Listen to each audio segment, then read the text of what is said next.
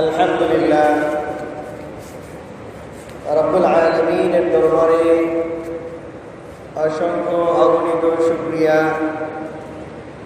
যে মালিক আমাদেরকে রমজান পরবর্তী প্রথম জুমায় শাওয়াল মাসের প্রথম জুমায়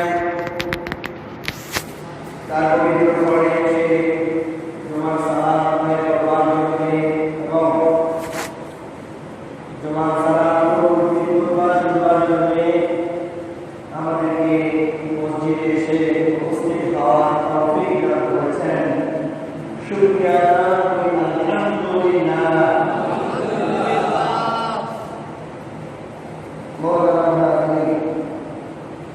আজকের জুমার খুতবায় আলোচনা রাখব রমজান পরবর্তী আমাদের করণীয়। মাহে রমজান চলে গেল, রমজান মাস আমাদের মাস থেকে বিদায় নিয়ে চলে গেছে। মাহে রমজান রহমত, মাগফিরাত ও নাজাতের সওগাত পয়গাম নিয়ে আমাদের মাঝে এসেছিল। সেই রহমত, মাগফিরাত ও নাজাতের রমজান চলে গেছে। আমরা আমাদের চেষ্টা, আমাদের সাধনা এবং আমাদের পক্ষ থেকে আকুতি, মিনতি ও আবেদন নিবেদনের প্রেক্ষিতে আল্লাহ তাবারক ওয়া তাআলা আমাদেরকে পবিত্র রহমত, মাগফিরাত ও নাজাত দান করেছেন। আল্লাহ পাক ভালো জানেন। তবে আমরা আশা করি আল্লাহ পাক মাহে রমজান আমরা যে করে আছি আমাদের ত্রুটি বিচ্যুতি হলেও যার জন্য আমরা কারিমের দরবারে ক্ষমা প্রার্থনা করেছি, আল্লাহ পাক আমাদের ক্ষমা করে দিয়েছেন। আমরা এই আশা করি। সকলে বলে আমিন। মোহতারাম হাজিরিন, রমজান চলে গিয়েছে, কিন্তু রমজান আমাদেরকে কিছু শিক্ষা দিয়েছে। রমজান আমাদেরকে কিছু ট্রেনিং দিয়েছে, কিছু প্রশিক্ষণ দিয়েছে। মাহে রমজানকে কেন্দ্র করে আমাদের জীবনাচার, আমাদের লাইফস্টাইল, চলন বলন এর মাঝে কিছুটা পার্থক্য ছিল। অন্যান্য দিনের তুলনায়, অন্যান্য মাসের তুলনায় পার্থক্য ছিল। রমজান মাসের রুটিনটাই ছিল ভিন্ন। পানাহারের পদ্ধতি, ইবাদতের কিছুটা পার্থক্য ছিল। মাহে রমজান মুসলিম উম্মার জন্য আমলের, ইবাদতের সর্ববৃহৎ সৃজন, সর্ববৃহৎ সৃজন। এই সৃজনে আমরা সাধারণত দেখা যায় ফসলের বিভিন্ন সৃজন থাকে। যারা কৃষক আছে, যারা মাঠে কাজ করে থাকে, কৃষি আবাদ করে থাকে, এক এক সিজনে এক একটা ফসল আসে, ঠিক না? আসে মুসলিম উম্মার জন্য, উম্মতের মুহাম্মদের জন্য, রাসূল আরবি সাল্লাল্লাহু আলাইহি ওয়াসাল্লামের উম্মত হিসেবে আমাদের জন্য ইসলাম যে কথা বলছে সেটা হচ্ছে মাহে রমজান আমাদের সর্ববৃহৎ একটা সিজন। কোন ব্যক্তি যদি কোন মাসে আমল করার মধ্য দিয়ে তার সওয়াবের পাল্লা ভারী করতে চায়, তার আমলের পাল্লা ভারী করতে চায়, তাহলে সে যেন রমজান মাসে নিজেকে আমলের মাঝে জড়িয়ে দেয়। রমজান মাসে নিজেকে যেন আমলে জড়িয়ে দেয়। প্রথম দশকের কথা হচ্ছে যে রহমতের দশক। এই রকম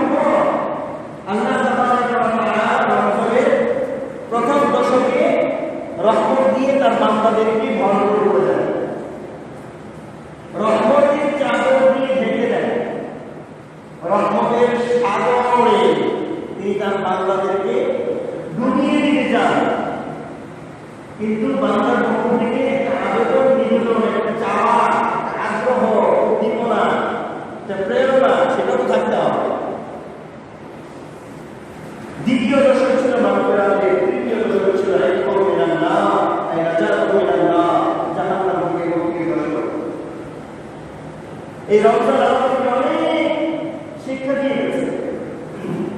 এখন রমজানের পর রমজান মাস আমাদেরকে যে শিক্ষা দিয়ে গেল সেটা আমরা কিভাবে পালন করতে পারি, কিভাবে আমরা আমাদের আমলগুলোর মাঝে ধরে রাখতে পারি, সেই বিষয়টা একটু পরে বলবো।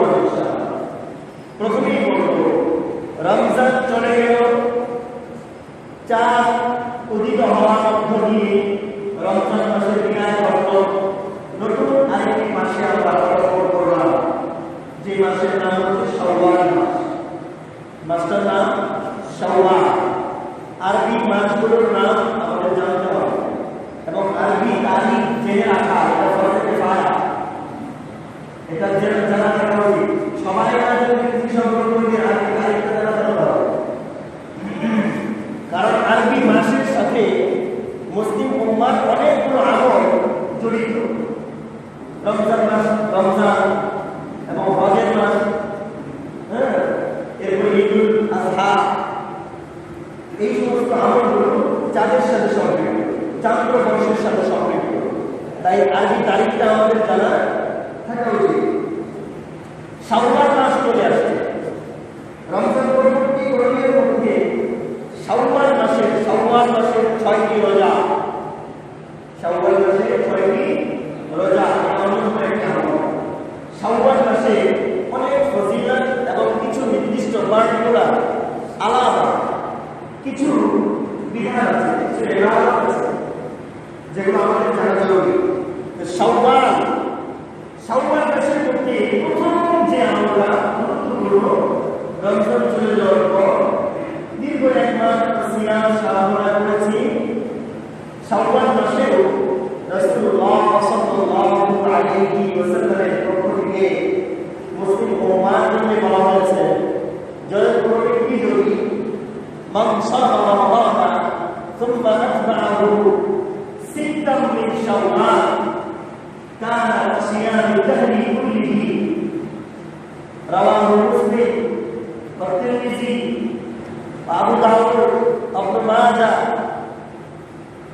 রাসূলুল্লাহ সাল্লাল্লাহু আলাইহি ওয়াসাল্লামের হাদিস এর অনেকগুলো গ্রন্থ আছে, তার মাঝে 6টি প্রসিদ্ধ গ্রন্থ, বুখারী, মুসলিম, আবু দাউদ, তিরমিজি, নাসাই, ইবনে মাজাহ, 6টি প্রসিদ্ধ গ্রন্থ, যে গ্রন্থগুলোর মাঝে সহিহ বিশুদ্ধ হাদিসগুলো বর্ণিত হয়ে আছে। এছাড়াও অনেক গ্রন্থ আছে। এই 6টির মধ্যে বুখারী শরীফ ছাড়া বাকি 5টি গ্রন্থের মধ্যে মুসলিম শরীফের মাঝে আছে, তিরমিজি শরীফের মাঝে আছে, আবু দাউদ শরীফের মাঝে আছে, ইবনে মাজাহ শরীফের মাঝে আছে, নাসাই শরীফের মাঝে আছে। এই 5টি গ্রন্থ হাদিসের 6টি বিশুদ্ধ গ্রন্থের মধ্য থেকে 5টি গ্রন্থের মধ্যেই এই হাদিসের স্থান পেয়েছে, জায়গা পেয়েছে। মান সামা রমাদান, রাসূলুল্লাহ সাল্লাল্লাহু আলাইহি ওয়াসাল্লাম বলেছেন, যে ব্যক্তি রমজানের রোজাগুলো রাখলো, সুন্নাহ অতঃপর আতবা'াহু সিত্তাম মিন শাওয়াল, রমজানের রোজাগুলো যথাযথভাবে রাখার পর শাওয়াল মাসে 6টি রোজা রাখলো, কানা কাসিয়ামি দাহরি কুল্লিহি, ওই ব্যক্তি যেন পুরো বছর ধরে রোজা রাখলো। সুবহানাল্লাহ। তো রমজান মাসে রোজা 30টি বা 29টি, 4 ও ভাগিদার রোজা। এবছর আলহামদুলিল্লাহ আমরা 30টি রোজা করতে পেরেছি, আলহামদুলিল্লাহ। তো শাওয়াল মাস চলে আসছে। শাওয়াল মাসে আবার রাসূলুল্লাহ সাল্লাল্লাহু আলাইহি ওয়াসাল্লামের এই ভাষা অনুযায়ী, রাসূলুল্লাহ সাল্লাল্লাহু আলাইহি ওয়াসাল্লামের এই নির্দেশনা অনুযায়ী, রাসূলের এই অ্যাডভাইস অনুযায়ী আমরা যদি শাওয়াল মাসের 6টি রোজা রাখতে পারি, তাহলে আল্লাহ তাবারক ওয়া তাআলা আমাদের আমলনামায় পুরো বছর রোজা রাখার সওয়াব, কবুল, মাকবুল, যেগুলো রব্বে কারীমের দরবারে গৃহীত হয়েছে, এরকম 1 বছর রোজা রাখার সওয়াব আমাদের আমলনামায় দান করবেন। সুবহানাল্লাহ।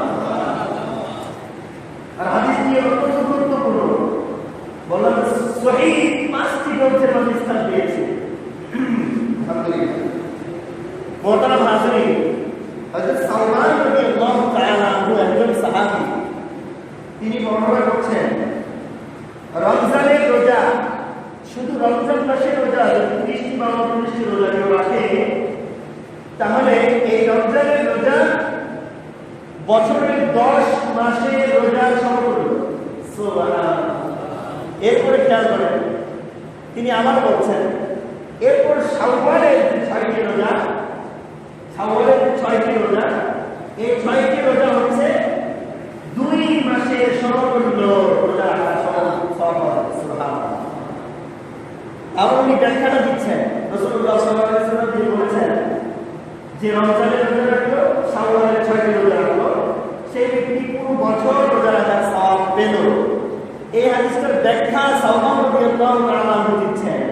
তিনি বলছেন রমজানের 30টি বা 29টি রোজা রাখলে সেই রোজা 10 মাস রোজা রাখার সমতুল্য সওয়াব পাওয়া যাবে। এরপর শাওয়ালের 6টি রোজা রাখলে 2 মাস ধারাবাহিক সম্পূর্ণ রোজা রাখলে যে সওয়াব পাওয়া যাবে সেই সওয়াব পাওয়া যাবে, অর্থাৎ 10 আর 2 12, এটা পুরো বছর রোজা রাখার সওয়াব পাওয়া যাবে। তো এখানে আমাদের হিসেব অনুযায়ী 2 ধরনের হিসাব আছে বছরে। একটা হচ্ছে যে সৌরবর্ষ, 365 দিনে বছর হয়। সৌরবর্ষের যে মাসগুলো সেখানে 28 দিনও মাস আছে, 29 দিন আছে, 30 দিনও আছে, 31 দিনও আছে, সব মিলে 12 মাসে সৌরবর্ষের হিসাব অনুযায়ী 365 দিন হয়। আর আমাদের আরেকটি হিসাব আছে চান্দ্রবর্ষ, চাঁদের হিসেবে যে মাস গণনা, বছর গণনা, সেই হিসেবে গণনায় সর্বমোট দিন সংখ্যা হয় 354 কি 55 দিন। 354 কি 55 দিন, একদিন কম হয় একদিন বেশি হয়। অর্থাৎ চান্দ্রবর্ষের পুরো মাস, চাঁদের মাস হয়তো 29 হবে, নয়তো 30 হবে, 28 হয় না, 31 হয়। আরবি মাস 29 অথবা 30, এই দুই সংখ্যাটি সীমাবদ্ধ। 28 এবং 31 আরবি মাস হয়। আর এই হিসেবে প্রতি বছর সৌরবর্ষের হিসেব অনুযায়ী যে দিনটা আমাদের 365 দিন আসছে, চান্দ্রবর্ষের হিসেব অনুযায়ী তার থেকে প্রতি বছর 11 কি 10 দিন কমে যায়, প্রতি বছর কমে যায়। অর্থাৎ আরবি চান্দ্রবর্ষের হিসাবটায় 354 কি 55 দিন হয় পুরো বছর। 354 কি 55 দিনে এক বছর।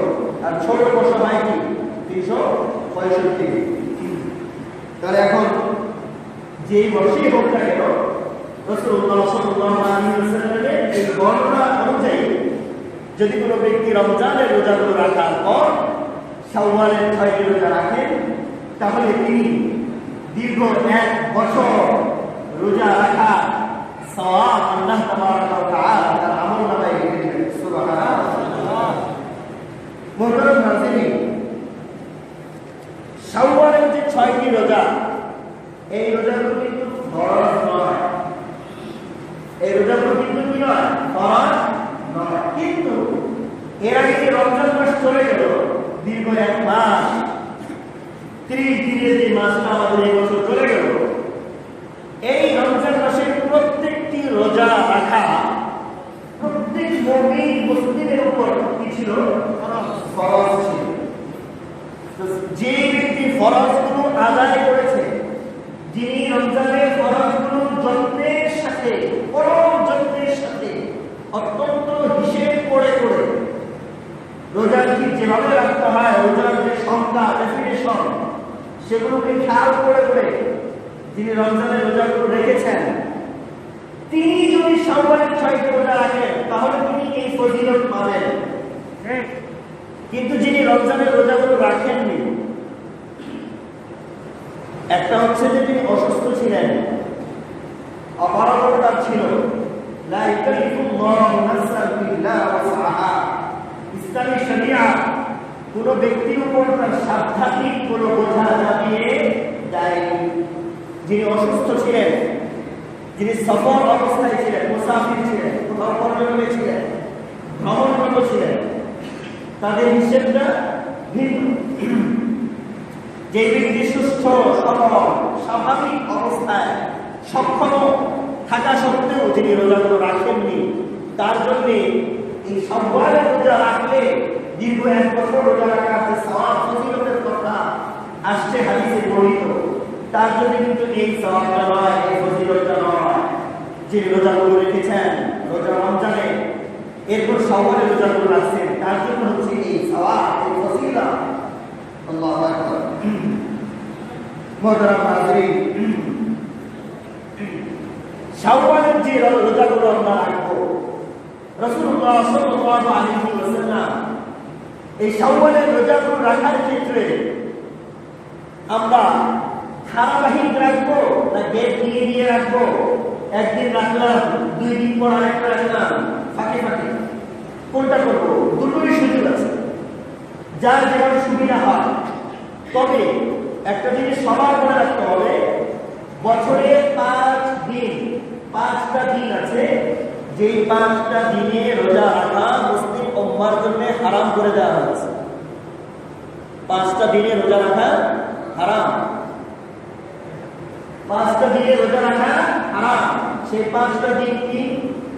2 ঈদ, ঈদুল ফিতর এর দিন এবং ঈদুল আযহা দিন, কুরবানি ঈদের দিন, এবং কুরবানি ঈদের পর আইয়ামুত তাশরীকের যে 3টি দিন আছে, সেই 3 দিন। এই টোটাল হচ্ছে 3 আর 2 5।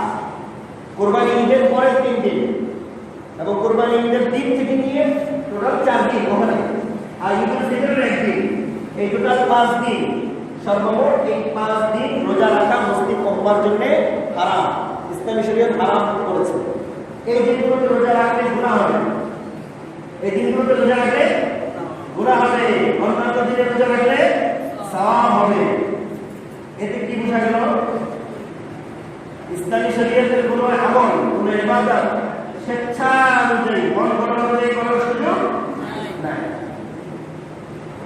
রোজা রাখা কি সওয়াবের বিষয় না? তো রোজা যদি ঈদের দিন কেউ রাখে, তার সওয়াব হবে না গুনাহ হবে? গুনাহ হবে। ইবাদত করতে হবে, আনুগত্যতা করতে হবে, আল্লাহ পাকের বরত্ব প্রকাশ করতে হবে, কিন্তু কোন অনুযায়ী?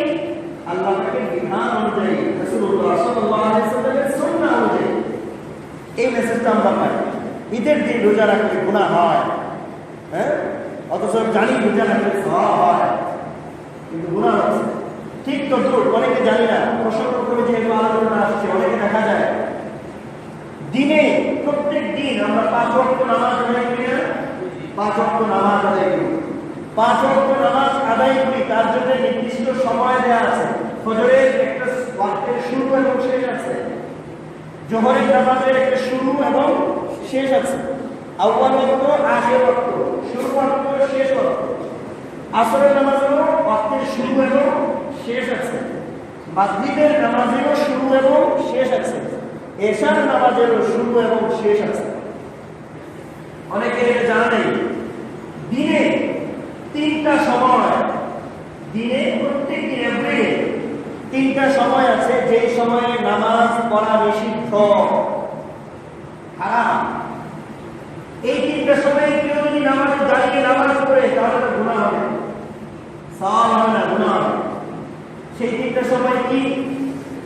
এক, যখন সূর্য উদয় শুরু হয়ে যায়, পূর্ব দিগন্তে যখন সূর্য ওঠা শুরু হয়, প্রভাতবেলা, সকালবেলা, সূর্য ওঠা শুরু হওয়া থেকে নিয়ে সূর্য পরিপূর্ণ উদয় হওয়া আগ পর্যন্ত, অর্থাৎ সূর্য উদয় হতে যতক্ষণ সময় লাগে, 10 থেকে 12 মিনিট সময়, এই সময়টা নিষিদ্ধ সময়। এই সময়টাতে কোনো ব্যক্তি যদি নামাজ আদায় করেন, তাহলে তার সওয়াব হবে না, গুনাহ হবে।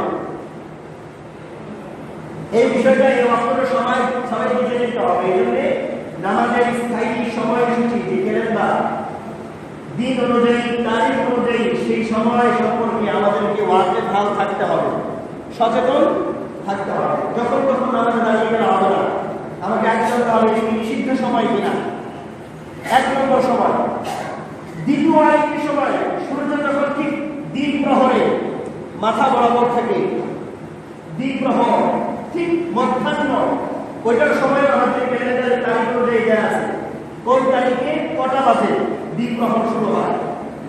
ঠিক এই মধ্যাহ্নের সময়টা এখানে 10 মিনিট রোজা রাখা নিষিদ্ধ সময়, মাকরুহ। রোজা রাখা নয়, সরি, নামাজ পড়া মাকরুহ। 3 নম্বর আরেকটি নিষিদ্ধ সময়, সেটা হলো যখন সূর্য পশ্চিম দিগন্তে অস্ত যায়, যখন দিন শেষ হয়ে রাত চলে আসে, সূর্য যখন ডুবতে থাকে, তখন সূর্য ডুবতে যতক্ষণ সময় লাগে সেই সময়টায় নামাজ পড়া হারাম, নিষিদ্ধ সময়। এই 3টা নিষিদ্ধ সময় সম্পর্কে আমরা যারা মুসল্লি, আমরা যারা নামাজ আদায় করি, আমাদেরকে অবগত থাকতে হবে। তবে শুধু এতটুকু ছাড় আছে, যেমন আজকে জুমার দিন, আজকে আসরের নামাজ যদি কেউ না পড়ে থাকি কোনো কারণে, আমি আসর নামাজ যথাসময়ে পড়তে পারিনি, দেখা গেল যে সূর্যাস্তের সময় ঘনিয়ে আসছে, তাহলে আজকের দিনের আসরের নামাজটা, শুধু আজকের দিনে আসরের নামাজটা আজকে সূর্য ডোবা অবস্থায় পড়া যাবে, এই সুযোগটুকু আছে। এছাড়া অন্য কোনো নামাজ, নফল নামাজ, কোনো কাজা নামাজ, কোনো ফরজ নামাজ, এগুলো এই নিষিদ্ধ 3টা সময়ে পড়া যাবে না। তাহলে রোজা রাখার জন্য কোনো নিষিদ্ধ দিন আছে, নামাজ আদায় করার ক্ষেত্রেও নিষিদ্ধ সময় আছে। এই সম্পর্কে আমাদেরকে খেয়াল রাখতে হবে। মোহতারাম হাজিরিন, শাওয়ালের 6 রোজা রাখার উপকারিতা। 1 নম্বর উপকারিতা, ফরজ যে রোজাগুলো রমজানে আমরা করেছি, এই রোজাগুলো করার ক্ষেত্রে কিছু ত্রুটি বিচ্যুতি হয়ে যায়, নিজের অজান্তেই অনিচ্ছা সত্ত্বেও কিছু ভুল ত্রুটি হয়ে গিয়েছে। ফরজ রোজাগুলোর ক্ষেত্রে কিছু ঘাটতি তৈরি হয়, এই ঘাটতিগুলো পূরণ করা হয় এই শাওয়ালের 6 রোজার মাধ্যমে। সুবহানাল্লাহ। তাই রাসূলুল্লাহ সাল্লাল্লাহু আলাইহি ওয়াসাল্লাম আমাদেরকে শাওয়ালের 6 রোজা রেখে মাহে রমজানে যে রোজাগুলো আমরা আদায় করেছি, সেখানে যদি কোনো ত্রুটি বিচ্যুতি হয়ে থাকে, সেই ঘাটতিগুলো, সেই ত্রুটিগুলো মোচন করা একটা সুযোগ করে দিয়েছেন। মোহতারাম হাজিরিন, শাওয়ালের 6 রোজা যদি কোনো ব্যক্তি রাখতে পারেন, তাহলে একজন বিশিষ্ট মনীষী তিনি বলেন যে শাওয়ালের 6 রোজা রাখতে পারা এটা একটি লক্ষণ যেটা রমজানের রোজাগুলো কবুল হয়েছে। সুবহানাল্লাহ। তাই আমাদের যাদের একান্ত কোনো অসুবিধা না হয়, একান্ত কারো কোনো অসুবিধে না হয়, আমরা শাওয়ালের রোজাগুলো রাখবার চেষ্টা করি। আল্লাহ পাক আমাদেরকে তৌফিক দান করেন। আমিন। এই হচ্ছে শাওয়াল মাসে 6 রোজা রাখার ফজিলত। মোহতারাম হাজিরিন, শাওয়াল মাসে আরো কিছু গুরুত্বপূর্ণ আমল যেটা চলে গেছে। 1 নম্বর ঈদুল ফিতর।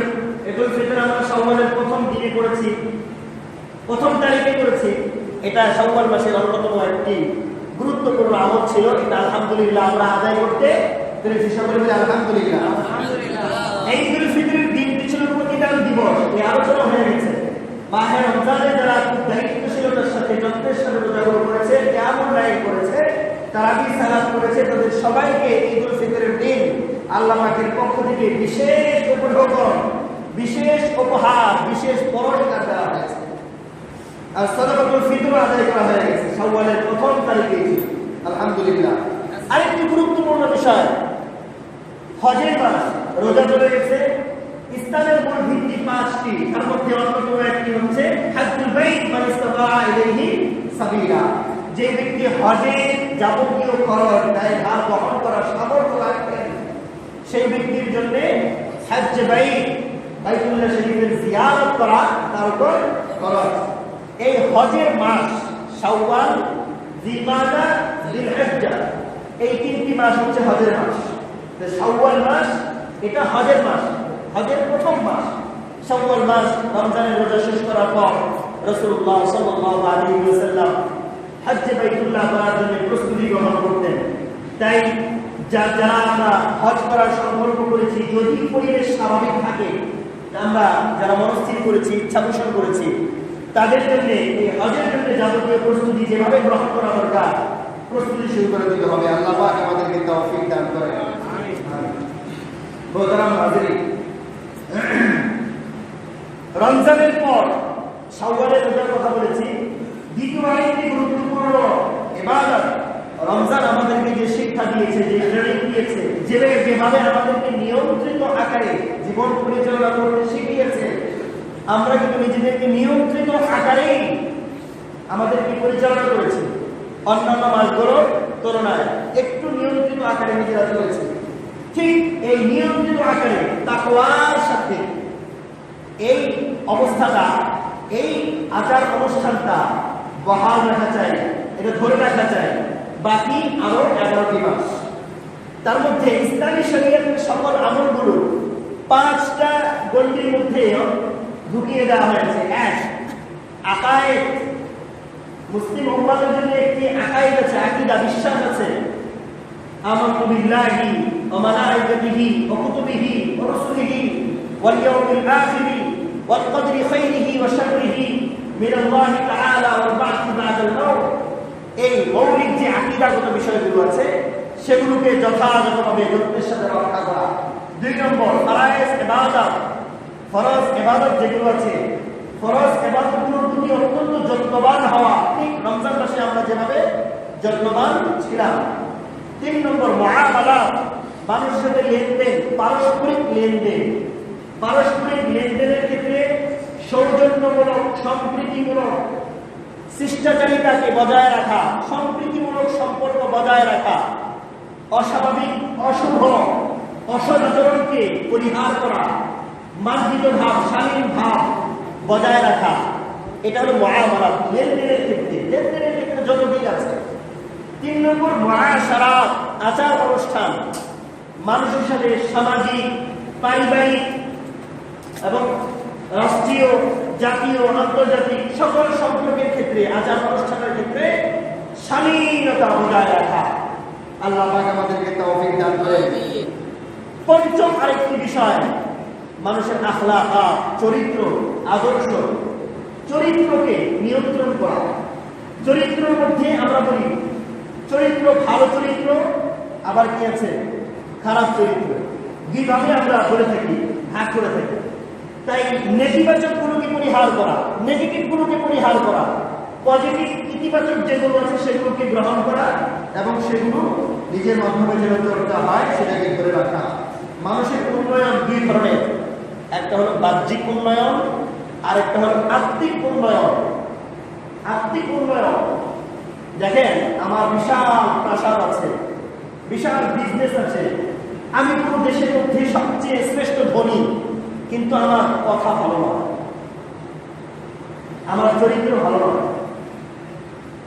তার মানে কি, তার বাহ্যিক উন্নয়ন আছে কিন্তু আত্মিক উন্নয়ন নাই।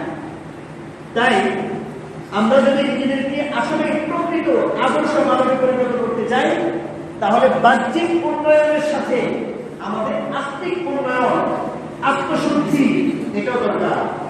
তাহলে সব ক্ষেত্রে, সব সেক্টরে, সকল সমাজে, সব মানুষের সাথে আমরা সদ্ভাব বজায় রেখে চলতে পারলে আল্লাহ পাক আমাদেরকে ইহকাল এবং পরকাল উভয় জগতেই সফলতা মুখ দেখাবেন এবং আমরা সফল মানব হিসেবে সর্বশেষ নবী, শ্রেষ্ঠ নবী রাসূল আরবি সাল্লাল্লাহু আলাইহি ওয়াসাল্লামের সফল একজন উম্মত হিসেবে শেষ দিন আখিরাতে আল্লাহ তাবারক ওয়া তাআলার দরবারে উঠতে পারবো।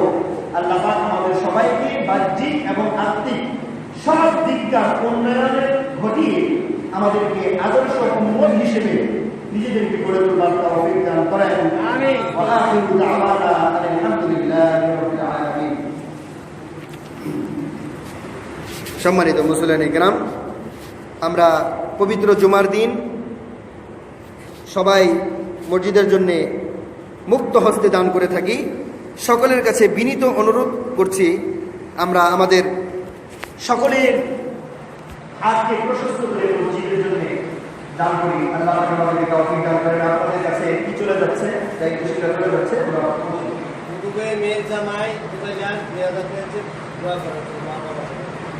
আমাদের দুদু সাহেবের মেয়ে জামাতা এই মসজিদে 2000 টাকা দান করলেন এবং তিনি দোয়া চেয়েছেন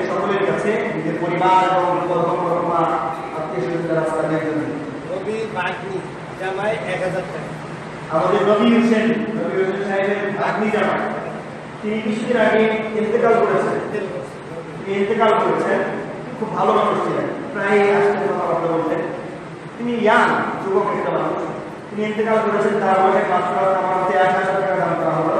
আমিন। আল্লাহ পাক দুদু সাহেবের, আমাদের দুদু সাহেবের মেয়ের জামাইকে দান করলেন 2,000 টাকা। তাদের সকলের মনে নেক আশাগুলোকে পূরণ করে দেন।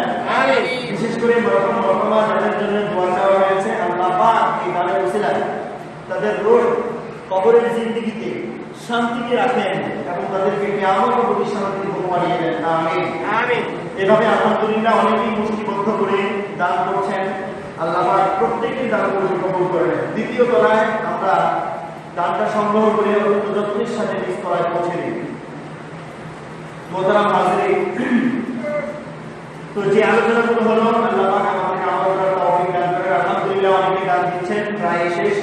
আমরা যারা দিব একটু হাতে হাতে নিয়ে আরেকটি গুরুত্বপূর্ণ বিষয় বলছি। আপনারা জানেন যে দীর্ঘ কয়েক মাস যাবৎ লকডাউন চলছে। সেই লকডাউনটা সীমিত আকারে আমাদের দেশে বিভিন্ন রাষ্ট্রে উঠিয়ে দেওয়া হচ্ছে পরিস্থিতির আলোকে। তাই এর মানে এটা নয় আমরা আবার সর্বত্র ভিড় করলাম না। হ্যাঁ, পরিবেশ পরিস্থিতির আলোকে অবস্থার শিকার হয়ে এই সুযোগটা দেওয়া হয়েছে। তার অর্থ এটা নয় আমরা আবার বন্দি গিয়ে করবো সব জায়গায় না। সকলের কাছে করজোর আবেদন করছি, বিনীত অনুরোধ করছি, আপনারা যেখানে মার্কেটে, বাজার ঘাটে, রাস্তাঘাটে, চলাফেরায়, ওঠা বসায়, সর্বক্ষেত্রে একটু সেফটির সাথে চলে, একটু সিকিউরিটি নিয়ে চলি, একটু দায়িত্বশীলতার করে চলি। শুধু গভর্নমেন্টের পক্ষে সব নিয়ন্ত্রণ করা সম্ভব নয়। প্রত্যেক ব্যক্তিকে সচেতনতার পরিচয় দিতে হবে। কারণ আক্রান্ত হলে আমি আক্রান্ত হলাম, আমার পরিবার আক্রান্ত হলো, আমার আত্মীয় স্বজন, বন্ধু বান্ধব, কলিগ, সহপাঠী, সহকর্মী সবাই আক্রান্ত হলো। তাই এখানে দায়িত্বশীলতার পরিচয় দিই। আমরা সর্বত্র সবসময় হাত মুখ ধুয়ে পরিষ্কার পরিচ্ছন্নতার সাথে থাকি। মসজিদে বিশেষ করে আমরা জায়নামাজ অবশ্যই নিয়ে আসবো, অবশ্যই নিয়ে আসবো। পরবর্তী স্বাভাবিক পরিবেশ হওয়ার আগ পর্যন্ত শারীরিক দূরত্ব বজায় রেখেই আমরা কাতারে দাঁড়াবো ইনশাআল্লাহ। এবং আমি আবার বলছি, মসজিদের অজুখানায়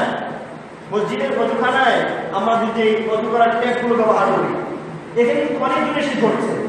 কে কোথায় ঘটছে, কিভাবে ঘটছে, এটা আমরা কেউ জানি না, কেউ জানি না। তাই সবগুলো কলের মধ্যে প্রতিদিন 5 ওয়াক্ত সময়ে সবগুলো যে স্প্রে করা এটা একটু কঠিন, একটু কঠিন।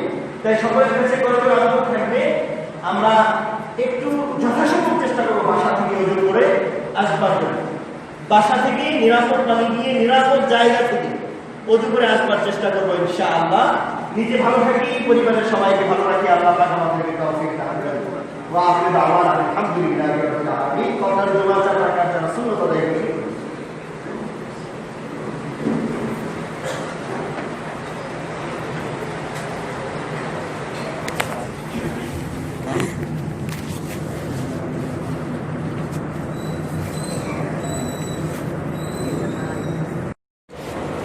আলহামদুলিল্লাহ